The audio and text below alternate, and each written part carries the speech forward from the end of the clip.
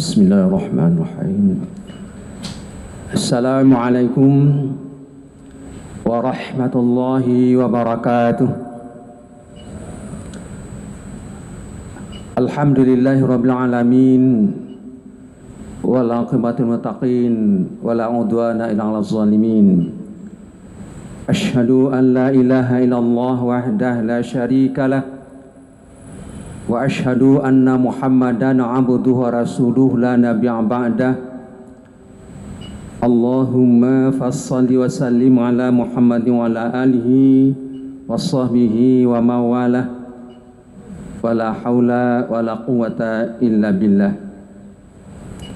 Radina billahi rabba wa bil islami dina wa bi Muhammadin sallallahu alaihi wasallam nabiyyan wa rasulah. Amma ba'du, an Ibnu Abbas qala farada Rasulullah SAW zakatul fitr tuhratan lis-shaim minal lagwi wa rafas wa tu'matan limasakin faman addaha qabla shalah fa hiya zakatun maqbulah wa man addaha ba'da shalah fa hiya zakatun sadaqat. Rawahu Ibnu Majah dan Abu Daud. Kaum muslimin wassaimin sidang jamaah salat zuhur rahimakumullah. Tidak terasa hari begitu cepat berjalan yang membawa kita sekarang berada di penghujung Ramadan tahun 1443 Hijriah. Di antara kita ada yang menangis, ada yang gembira dengan beradanya kita di penghujung Ramadan. Tapi kalau kita mendengar kepada contoh yang ditinggalkan oleh para sahabat, mereka bukan gembira dengan berakhir Ramadan, bahkan nangis karena teringat banyak waktu Ramadan yang berlalu tersia-sia dan disia-siakan. Padahal Ramadan bulan yang sangat luar biasa untuk melakukan suatu kegiatan ibadah, sehingga dijadikan Ramadan pusat kegiatan ibadah. Untuk apa? Untuk mendatangkan perubahan yang baik dan terbaik lagi. Maka dengan berakhir Ramadan terasa kurangnya ibadah. Maka walaupun hanya tinggal 2 hari lagi, hari ini hari tanggal 29 Ramadan dan besok kita mengakhiri Ramadan tanggal 2 Mei, insyaallah kita merayakannya Idul Fitr. Walaupun perbedaan di awal Ramadan di masyarakat kita Indonesia, ada yang dulu, ada yang kemudian. Tapi ada sinyal daripada Wakil Menteri Agama, besok ini insyaallah Idul Fitr serentak. Akan lebih terasa berbahagia kita kalau diadakan kegiatan hari raya itu secara bersama, tidak ada perbedaan. Walaupun dengan perbedaan itu boleh-boleh saja, tidak akan menjadikan perpecahan di antara kita umat Islam. InsyaAllah, walaupun isbat yang dilakukan pemerintah nanti hari Ahad tanggal 1 Mei baru ditetapkan Idul Fitr itu. Namun saya katakan tadi, apa yang dikatakan oleh Wakil Menteri Agama, di saat tanggal 1 Mei itu bulan di atas ufuk adalah 5 derajat lebih. pemerintah yang menetapkan kalau bulan berada di atas 3 derajat saja itu sudah bisa dikatakan bahwa besoknya masuk satu Aidil Fitr itu. Padahal ini ada besok ini ada waktu terjadinya ijtima' Ramadan awal Aidil atau Syawal itu terjadinya tanggal hari Minggu itu, dan di saat terbenam matahari tanggal 1 Mei itu bulan terbenam matahari yang sudah terbenam, bulan berada di atas ketinggiannya 5 derajat. Insyaallah Syawal kita besok ini sama. Kaum muslimin rahimakumullah, sedikit judul yang saya sampaikan pada kesempatan ini, hikmah zakatul fitr. Salah satu kewajiban kita di akhir Ramadan ini adalah membayarkan zakat fitr. Yang kita kenal zakat fitrah, tapi yang lebih tepatnya zakat fitr, bukan zakat fitrah. Karena hadis mengatakan itu. Jadi Rasulullah zakatul fitr, ini zakat yang dibayarkan menyambut datangnya perbukaan, di mana selama Ramadan kita imsak, dengan datangnya Aidil Syawal kita akan berbuka, tidak berpuasa lagi, maka itulah zakat fitr. Kita bicarakan tentang hikmah, apa kita perlu mengetahui tentang hikmah dalam setiap ibadah yang diperintahkan Allah. Pada asalnya semuanya Allah ungkapkan hikmah rahasianya, atau dikatakan tujuannya, sasarannya, fungsinya dan sebagainya, agar ibadah itu akan lebih sempurna apabila kita mengetahui tentang hikmahnya. Kemana kita debat dengan ibadah? Dengan itu kita melakukan ibadah itu dengan baik dan sempurna, karena orang akan mencari hikmah, akan berusaha berilmu, dia menguasai ilmu dalam melaksanakan ibadah itu. Kalau dia tidak tahu hikmah, dia tidak mau belajar tentang ilmu. Kalau dia berilmu, tidak sampai sasaran daripada apa? Daripada tujuan ibadah itu. Termasuk dalam kita bicarakan sekarang tentang zakat fitr. Rasulullah SAW lewat Ibnu Abbas, salah seorang sahabat Nabi yang banyak juga meriwayatkan hadis, telah menjelaskan, menegaskan dua paling kurang hikmah rahasia atau sasaran katakan atau fungsi pada ibadah zakatul fitr yang diwajibkan oleh Rasulullah di akhir Ramadan itu. Yang pertama dia katakan Rasul zakat fitrah itu atau zakat fitr itu dikatakan tuhratan lis-shaim minal lagwi rafas. Difardukan, diwajibkan zakat fitrah itu kepada setiap orang Islam yang terutama yang berpuasa. Karena yang tujuan yang pertama ini ditujukan kepada person, kepada pribadi yang hanya yang shaim. Zakat fitrah itu bukan hanya untuk orang shaim saja. Semuanya orang Islam yang mengaku Islam, dari bayi yang lahir di akhir Ramadan sampai orang tua bangka, tidak berpuasa tetap wajib. Ini sifatnya apalagi hikmahnya untuk sosial. Jadi yang pertama ini adalah hikmah itu ditujukan kepada orang shaim, di mana Allah perintahkan kita berpuasa la'allakum tattaqun. Itu ilmunya bagaimana yang diajarkan Rasulullah, yaitu mempuasakan seluruh anggota tubuh kita daripada menjauhi sekalian Allah Subhanahu wa taala. Ini sudah ditegaskan di awal Ramadan, sudah diungkapkan oleh guru-guru kita bahwa puasa yang benar itu, ilmu yang diajarkan Rasulullah itu bukan hanya sekedar lapar, Laisa siyamil akli wa syurb yang kisya minal lahwi wa rafas. Belum sempurna dikatakan puasa seorang itu kalau hanya sekedar menahan lapar.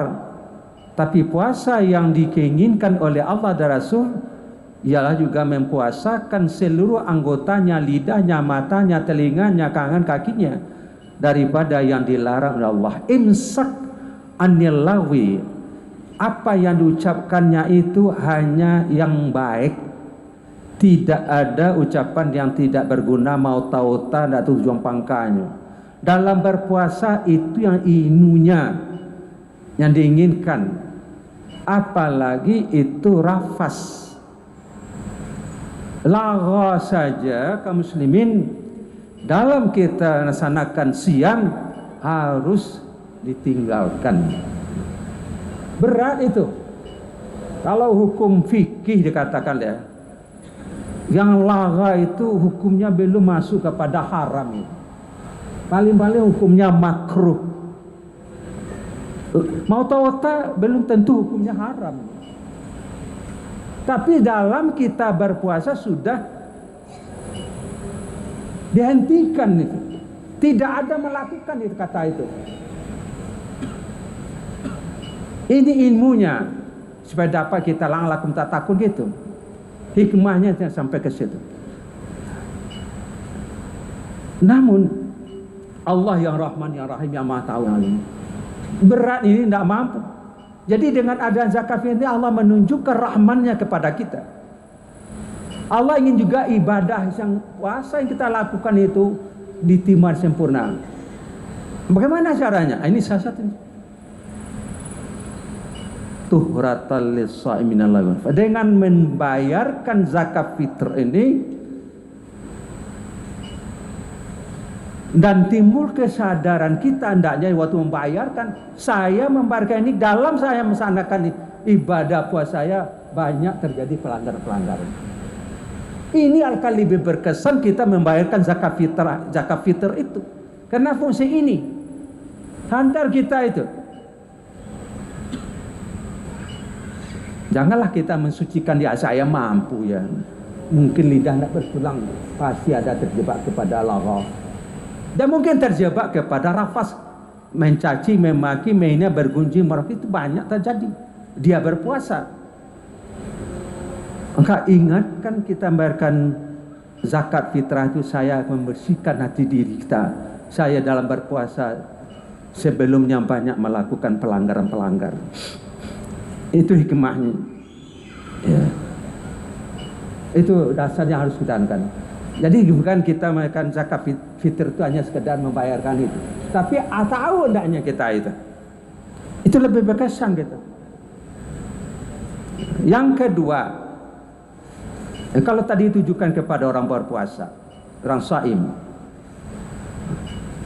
bagaimana orang saya tidak puasa tidak perlu saya membayarkan zakat fitrah? Tidak gitu. Karena ada fungsi dan hikmah yang keduanya adalah untuk sosial.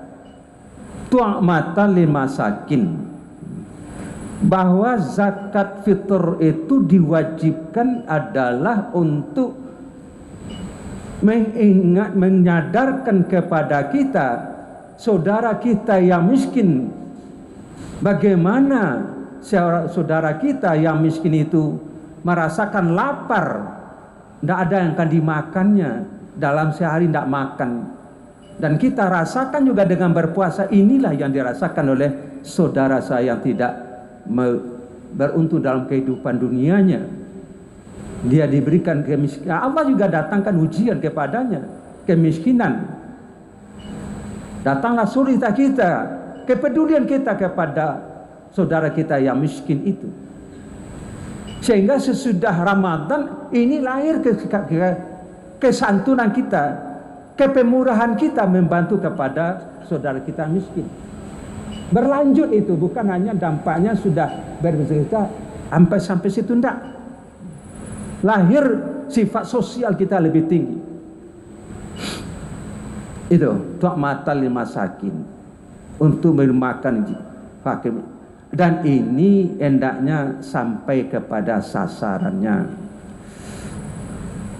Pelaksanaan zakat fitr yang kita perhatikan di tengah masyarakat kita itu dengan membentuk panitia.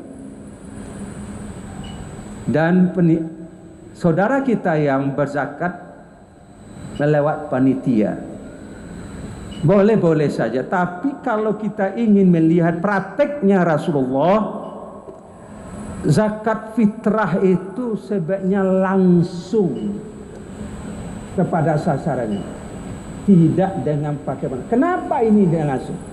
Pertama, untuk menumbuhkan ukhuwah persaudaraan, ya kita, ya saudara kita itu, dan kita mendapatkan doa dari orang yang menerima yang menyerahkan itu. Si satunya apa nih? Ketika wajiban kita sampai, tetapi satu Nabi datang, kita dapat doa daripada orang yang menerima zakat. Ini langsung. Dan kita tahu hendaknya yang berhak menerima itu, dan diutamakan keluarga yang terdekat. Tahun dulu pernah kejadian kita baca, ada seorang ibu ya membunuh dirinya sendiri atau bunuh diri lantaran kemiskinan. Di antara saudara-saudara yang kaya raya tidak acuh, tidak perhatian kepada dia mengakhiri hidupnya dengan gantung diri. Sadis dia. Kakak adik kaya raya, tapi dia tidak peduli, gantung diri. Inilah hikmahnya. Makanya saudara yang kaya raya itu memberikan zakat fitrahnya kepada saudaranya yang miskin. Tapi yang miskin ya jangan desa. Dan berikan zakat fitrah itu semua, berapa kewajiban kita, 10 orang langsung kepadanya. Dan kepada saudara tetangga kita yang dekat itu juga. Kalau sekarang kan dibayarkan rata satu-satu, kebutuhan orang itu memang luar biasa, dibayarkan hanya satu-satu. Karena jika ada pembayaran panitia itu kan secara merata. Jadi kalau saya berpendapat bahwa zakat fitrah itu sebaiknya langsung kepada bersangkutan, dan memang lihat orangnya. Dan waktu yang paling tepatnya wajib zakat fitrah itu adalah akhir Ramadan. Jadi hari Ahad terbenam matahari baru datang wajibnya. Sekarang belum wajib. Tetapi oleh ulama boleh didahulukan pembayarannya 2 hari sebelum datangnya Aidil Fitri atau 1 Syawal, ya boleh. Tetapi hendaknya di akhir. Kenapa di akhir itu dikatakan? Ada hadis mengatakan, "Aunuhum hazal yum." Saudara kamu yang miskin, kayakan dia pada hari ini, dia sehingga orang Islam yang kaya yang miskin ikut merayakan kalau ada kebutuhan hidupnya tercapai. Dia bergembira dengan hari raya itu. Kayakan walaupun hanya hari itu saja, kata Rasulullah. Ani tawaf, sehingga hari raya itu tidak ada lagi yang meminta-minta, karena dia sudah menyukur kebutuhan hidupnya. Tapi apa yang terjadi dengan masyarakat kita? Lihatlah nanti sudah salat Aid, menampung lagi, minta-minta di jalan semuanya lagi tuh. Tak capai tidak ini zakat fitrah? Ya mungkin disampaikannya satu-satu kebutuhan anaknya 10 orang. Panitia tidak melihat siapa yang datang ke masjid, ya kasih satu, ini kasih satu. Kalau itu caranya. Itu boleh, saya akan melarang. Ini kita yang membayar yang terbaiknya, sehingga tercapai yang maksudnya pada apa yang hikmah yang itu yang tadi. Kalau tidak begitu ya, kadang-kadang orang yang kebutuhannya sedikit dapat sampai 10 zakat fitrah, sampai 20. Yang membutuhkan hanya dapat 1. Sehingga terpaksa juga di hari itu dia minta-minta. Kecuali kalau memang sifatnya orang sudah minta-minta gitu. Ya, kerja hidup kaya pun dia minta-minta juga. Tapi memang hikmah dirahasiakan untuk ada apa zakat fitrah itu. Saudara kita yang miskin di hari raya itu semuanya ikut merayakan, kebutuhan hidupnya dicukupi. Kebutuhan itu bukan hanya makan saja, walaupun dalam hadis saya katakan tak makin itu karena yang utama itu. Tapi boleh ke apa? Ya. Untuk lauk pauknya apa? Untuk kue rayanya apa? Itu adalah termasuk paham. Harus diberikan itu. Inilah sedikit yang saya sampaikan dalam kuliah zuhur ini, yang hikmah daripada diwajibkan kita melaksanakan ibadah zakat fitr. Bayarkanlah zakat fitrah itu ialah tepat waktunya. Yang paling wajibnya itu dikatakan tadi adalah setelah terbenam matahari, dan bahkan yang lebih bagus lagi di saat saudara kita akan berangkat menuju lapangan mesin untuk salat Id. Sehingga dia waktu berangkat tadi itu sudah ada di tangan. Tapi ini sulit melaksanakan itu. Makanya kebanyakan kita memberikan zakat malam si akhir itu diberikan kepada saudara-saudara kita, sehingga tidak ada lagi saudara kita itu yang miskin sudah kaya dikayakan oleh zakat fitr yang diberikan, sehingga tidak ada lagi saudara kita itu yang minta-minta. Kalau orang luar ya datang ke daerah kita, orang miskin, orang Islam ini minta-minta juga di raya ini. Ya, kenapa sampai terjadi itu? Makanya rahasia dalam hadis yang dikatakan Nabi tadi itu coba dilaksanakan. Aghnuhum hazal yum. Ini tawaf. Kayakan saudara kebutuhan hidup daripada saudara kita miskin itu di hari raya, walaupun hanya hari raya, ya, sehingga tidak ada lagi yang meminta-minta. Muslimin, itulah ya sedikit yang saya sampaikan. Pertama, ingat kita sudah berusaha melaksanakan ibadah siam dan sebaiknya, tapi Allah tahu kalian masih banyak yang melanggar, ya, banyak lidah yang tidak terjaga. Maka hikmahnya ini, bayarkan ya, apa waktu kita membayarkan zakat fitr itu, ingat hadis tadi itu. Saya membayarkan ini mungkin banyak yang saya lakukan kesalahan di saat saya melaksanakan ibadah siam. Ibadah siam yang diperintahkan Rasulullah dan saja makan, tapi menahan lidah saya tidak mampu, ya Allah, menahan lidah saya dari kata-kata yang kotor. Maka dengan membayarkan zakat fitrah, engkau ampunkanlah dosa. Itu yang tersirat dalam hadis itu. Itu hikmahnya yang kita sampaikan itu, sehingga terasa kita beribadah tuh ada apa namanya hikmah, dampaknya gitu ya.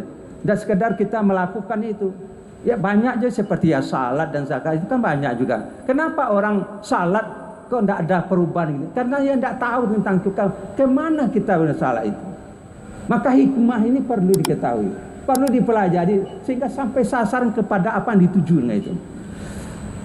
Semoga amal ibadah puasa kita diterima Allah Subhanahu wa taala, dan kita akan dipertemukan kembali nanti dengan Ramadan yang penuh berkah rahmah. Wabillahi taufiq. Assalamualaikum warahmatullahi wabarakatuh.